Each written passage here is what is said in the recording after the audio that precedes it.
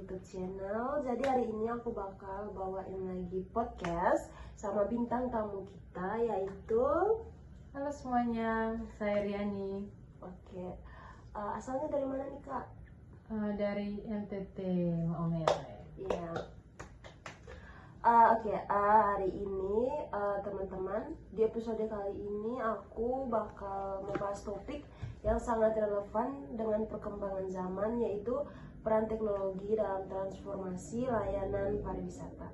Nah, kita sekarang tuh hidup di era digital, di mana hampir semua aktivitas itu terhubung dengan teknologi, termasuk cara kita merencanakan, menikmati, hingga membagikan pengalaman perjalanan. Jadi tanpa berlama-lama, aku bakal nanyain pengalaman pribadi Karyani tentang apa itu terhubungnya peran digital sama layanan pariwisata, guys. Oke Karyani, aku bakal nanya 1-2 aja sih, tapi kayaknya banyak deh. Siap-siap. Oke. Karyani pernah nggak mesen tiket secara online? Pernah dong, kan apalagi kan merantau jauh kan, jadi sering gunakan transportasi atau pemesanan tiket dan lain-lain itu menggunakan via online, karena itu kan mempermudah, terus nggak harus ribet-ribet ke kantornya gitu. Jadi Iya benar. itu sangat memudahkan, apalagi buat saya yang ada di daerah pedalaman gitu ya, di kampung Iya. yang nggak ada akses yang terlalu bagus buat ke kota buat memesan itu, kan nggak ada waktu juga. Jadi dengan adanya khususnya teknologi ini tuh sangat membantu. Nah, menurut kalian itu dengan adanya teknologi ini tuh apakah lebih praktis membantu kita dalam pemesanan tiket atau gimana? Menurut saya itu praktis sih, karena kan itu lebih mempermudah, terus kita nggak harus ngeluarin biaya buat transportasi dan lain sebagainya. Jadi kita cukup dari rumah atau dari manapun kita bisa ngisi daftar, atau misalnya kita pemesanan itu kan nggak harus ke kantornya. Jadi itu sangat efisien sih buat orang-orang yang mungkin sibuk, terus yang butuh cepat. Kadang kalau misalnya kita mengingat dulu-dulu itu, kalau misalnya mau memesan begitu kan takutnya ada yang nggak kebagian, terus jaraknya jauh dari ke tempat gitu, ke kantor dan lain sebagainya. Jadi untuk saya, dan saya rasa ya sebagai anak muda pasti kita semua merasa sangat dibantu lah dengan adanya teknologi ini yang membantu kita untuk memesan tiket ataupun layanan pariwisata lainnya. Nah, setelah dengerin penjelasan Karyani, aku pengen tahu nih, Karyani tuh biasanya mesen tiketnya itu dari aplikasi apa? Traveloka, apa booking.com atau tiket.com? Biasanya sih dari Traveloka sih. User Traveloka, guys. Logo biru. Ya. Nah, menurut Karyani tuh kalau pemesanan online tuh dia tuh harganya relevan murah apa mahal dibanding sama yang offline?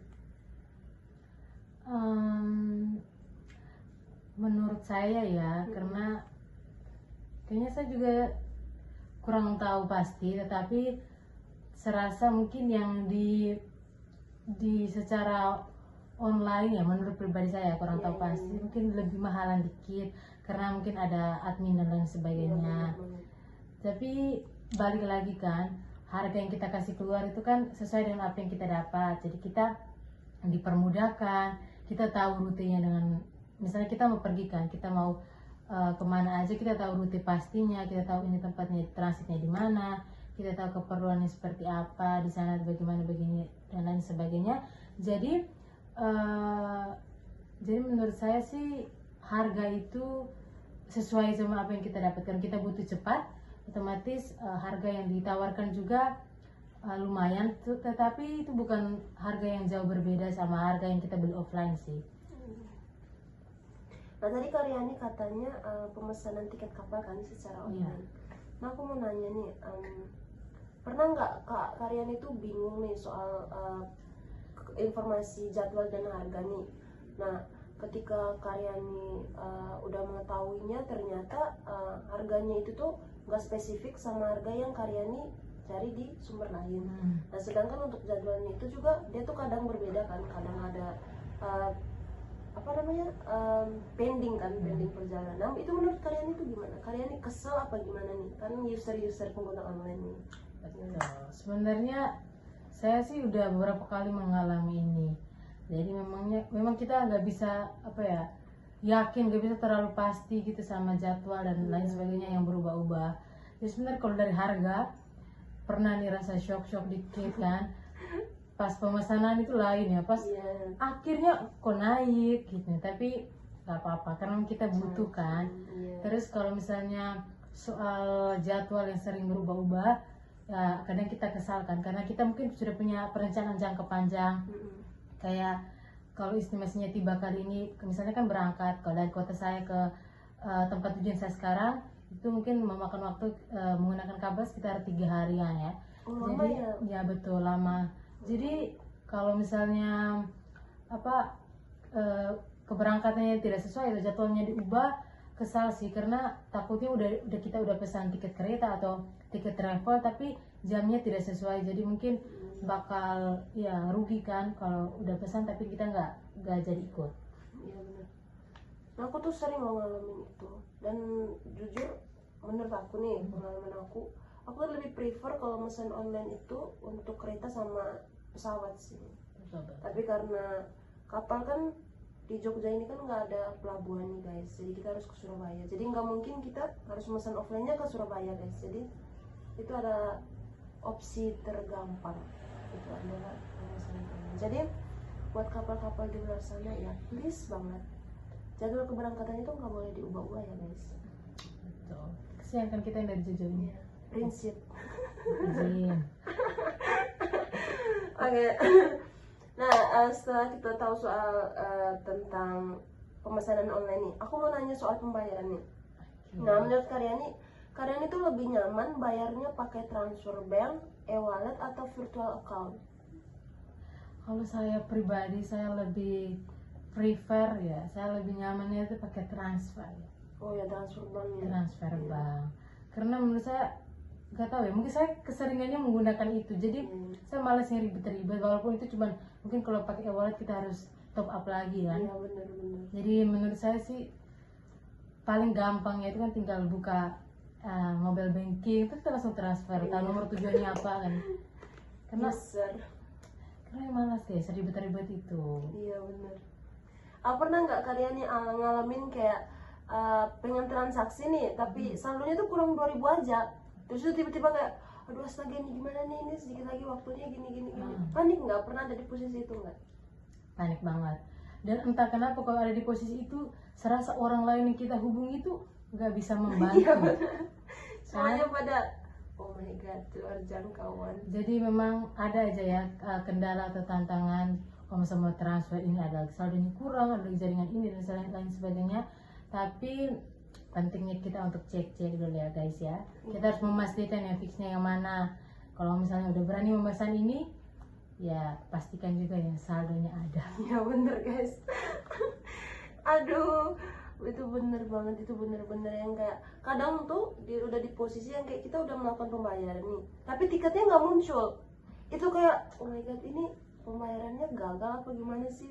Itu bener-bener kayak gonjang ganjing, panik sendiri kan. Pasti mikirnya ya seperti manusia normal, pasti apa ini nggak jadi ya, apa ini nggak berhasil ya, atau duitnya salah transfer, hangus ya gini kan. Itu panik sih, panik banget. Aduh, itu bener-bener yang kayak. Nah sekarang aku mau nanya nih tentang pemesanan, kita kan sekarang bahas tentang online kan, teknologi kan. Nah menurut kalian ini dengan adanya pemesanan online dan tiketnya itu online, apakah itu mengurangi antrian ketika di loket, ketika kita melakukan check in, atau tetap nggak ada perbedaannya ketika kita membelinya secara offline?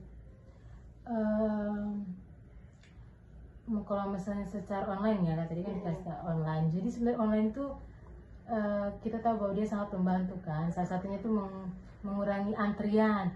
Karena kalau misalnya kita beli secara offline, tanya kayak kantor-kantor kan dahulu sebelum orang mengenal online kan mereka misalnya menggunakan offline. Dan offline itu jadwalnya tidak tentu. Kadang kan orang-orang dari jauh-jauh yang pengen berpergian mereka harus datang terus antri dengan yang lainnya, karena kita tidak tahu kapasitasnya berapa, kemungkinan saja bisa jadi kita nggak dapat. Jadi dengan adanya tiket ini sebenarnya kita tahu kita mau pesan ini di mana, kita tahu harga nominalnya berapa, kita juga tidak menyebabkan antrian berkepanjangan. Karena sejujurnya teman-teman, pasti semua teman-teman merasakan kalau mengantri itu adalah hal yang paling membosankan dan melelahkan. That's right. Apalagi kalau kita dari jauh-jauh hari. Jadi sebenarnya penggunaan offline dan online ini dia punya manfaat yang berbeda-beda begitu, yang tetap saja kita rasakan ada dampak positif dan negatifnya dari keduanya begitu. Oke guys, berarti sama aja dia nggak ada perbedaannya kan soal antrian. Iya, iya. Nah aku mau nanya nih, menurut Karyani aman nggak pemesanan secara online dibandingkan secara offline?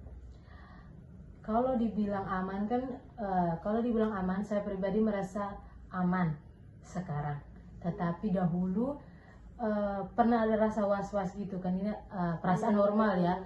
Karena kalau kita bergantung pada teknologi, kadang juga itu banyak penipuan ya, banyak kasus penipuan. Takutnya itu kalau misalnya kita tidak teliti dan tidak tahu bahwa itu dari agent atau dari tempat yang resmi, berarti kita bisa salah. Jadi pentingnya kita untuk bisa aware, kita bisa tahu ini sebenarnya ini akun ini resmi atau tidak, penjualan ini benar atau tidak. Jadi pintar-pintarnya kita lah untuk mengetahui ini yang benar atau tidak. Jadi untuk sebaiknya kita harus pantengin akun yang resmi, akun yang benar-benar benar-benar banyak digunakan oleh khalayak lah. Itu yang supaya menghindari terjadinya penipuan dan lain sebagainya yang kita tidak inginkan. Oke guys, nah dengar-dengar kalian ini mahasiswa pariwisata kan? Aku ada pertanyaan penting nih, dia ini menyangkut pariwisata. Nah menurut kalian itu digitalisasi tiket kapal ini termasuk bagian dalam smart tourism nggak menurut kalian? Dan ya benar-benar. Ya menurut kalian masuk smart tourism nggak? Maksudnya pemesanan secara online ini? Ya digitalisasi ini termasuk dalam smart tourism apa enggak? Menurut saya sih termaksud ya guys. Smart dari kan kata smart ya berarti pintar. Iya. Jadi karena kalau seseorang sudah menciptakan yang menggunakan teknologi yang tidak membuat kesulitan bagi orang lain, menurut saya itu sudah sangat pintar. Karena kita cukup misalnya kita pesan tiket nih, tiket kapal kan, kita cukup ngasih tahu alamat asal sama alamat tujuan, tempat apa yang mau kita mau, misalnya tempat tidur dengan jenis yang ini, terus terus targetnya seperti apa, biayanya bagaimana. Menurut saya itu pintar karena ini kan dikelola secara online ya. Jadi menurut saya dia termasuk dalam smart digital karena dia mempermudah bagi mereka di luar sana, bukan hanya bagi anak muda tetapi bagi orang tua juga, bagi mereka yang mau perpergian ke tempat yang jauh, dari tempat asal yang jauh juga. Jadi sebenarnya ini sangat membantu kita. Yang penting kita bisa menggunakannya dengan baik dan memperhatikan detail itu dengan benar.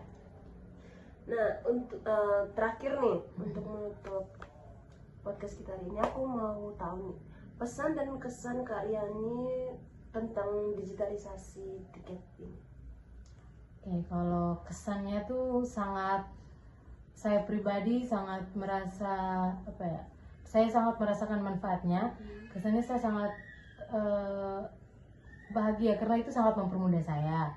Terus pesan yang saya ingin sampaikan kepada teman-teman yang menyaksikan podcast ini, jadi pesannya itu untuk kita semua, kita memanfaatkan media yang ada ini dengan benar, bukan untuk hal-hal yang tidak baik. Jadi karena ini mempermudah kita, sebaiknya kita sebagai masyarakat umum kita bisa mengetahui yang benar dan tidak. Jadi seperti akun resmi, sehingga kita mencegah terjadinya kebohongan, terjadinya Scam. Yes, scam. Jadi pesannya bagi kita di luar sana, semoga kita lebih aware terhadap digitalisasi ini karena ini membantu bukan cuma di dunia pariwisata tetapi bagi kita semua. Itu aja sih pesannya. Jadi tetap aware ya guys, tetap aware dimanapun kalian berada, walaupun itu dari aplikasi yang terpercaya sekalipun. Jadi itu tetap aware ya guys. Oke, dengan statement terakhir kali ini menutup podcast kita pada malam hari ini. Terima kasih buat teman-teman yang sudah menyaksikan. Jangan lupa like, komen, dan subscribe. Bye, see you.